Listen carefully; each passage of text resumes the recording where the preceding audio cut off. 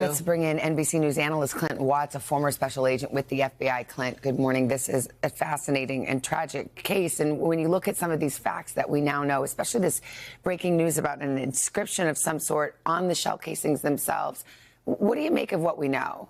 Yeah, interesting, the different scenarios that can play out. One, it's a targeted killing, maybe sponsored by an entity, versus a personal grievance, and maybe this individual had against the victim or the UnitedHealth itself.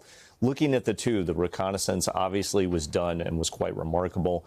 The shooting, the shooter was very good with clearing that jam with a weapon, would show weapon experience, the escape route, and the pre-planning. All of that is in place, which would seem to suggest there's some professional, sort of capability there. At the same point, the engravings, that are being reported on the shell casings, using actual purchases at a Starbucks right across the street, those are things that you just wouldn't see from something that was a more professional sort of assassination attempt.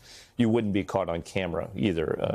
So just looking at these two scenarios, I think we just need a lot more evidence to understand which way it might go. And some of that evidence, again, was found at the scene, those shell casings that we were just talking about. It said defend, deny, and depose, somehow inscribed on the bullet casings. What does that tell you? Yeah, that would seem to suggest that there's some sort of a personal or ideological motive around this specific target.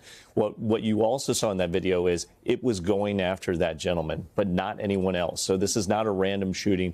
This is not a spree shooting that we might be talking about. This is somebody who was specifically targeted. You see those words there. It's probably attached to some sort of a motive, some sort of a grievance for going after that specific target. So what are investigators doing now? I mean, there's cameras everywhere. They were able to track him to a certain point. But now what? As every hour passes, this presumably gets more difficult. I think that's another thing that's remarkable about this case is New York City's got more cameras than just about anywhere in the world. Maybe London and Singapore are two others. Where does this individual go for their escape route? They go into Central Park, which is one of the places that's most difficult to actually keep track of an individual over time.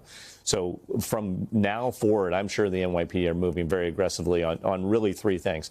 The evidence around the purchases at the Starbucks and the evidence left behind. The gun casing. The gun casing will also have marks of the actual weapon. So they're going to try and see, is that weapon registered? Do they have some sort of ATF? Do they have some sort of evidence that ties it to a shooter? And then the escape route, moving from Central Park and beyond.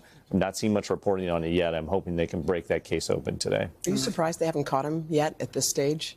We have seen so many times in recent cases, Hoda, where they have closed in 24 hours. I expected overnight that there'd be more evidence about the escape route. I haven't seen it yet. I'm hopeful that sometime today we'll get more information.